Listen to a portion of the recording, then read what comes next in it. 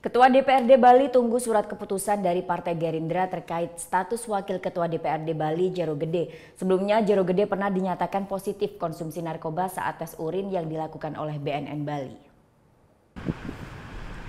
Senin siang, ruang kerja Wakil DPRD Jero Gede Komang Swastika di kantor DPRD Provinsi Bali terlihat sepi tak ada aktivitas.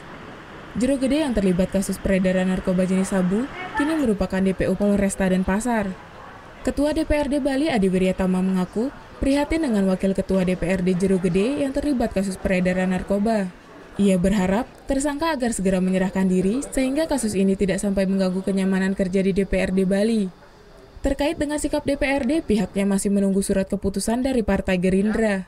Dari partainya akan membuat surat dan langsung menunjuk siapa itu kewenangan penuh dari organisasinya. Siapa di bawahnya, biasanya itu yang biasanya ditunjuk mengganti. Surat ke kita dan surat ditemuskan kepada gubernur.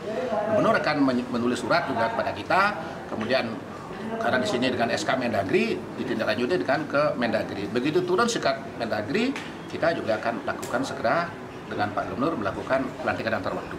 Cukup di sidang paripurna aja. Sebelumnya Wakil Ketua DPRD periode 2014-2019 dari Partai Gerindra tersebut pernah dinyatakan positif narkoba oleh BNN Bali. Saat itu, BNN melakukan tes urin terhadap 55 anggota DPRD Bali pada bulan Mei 2016. Namun, temuan tersebut tak dilanjutkan ke proses hukum. Surya Sanjaya melaporkan untuk NET.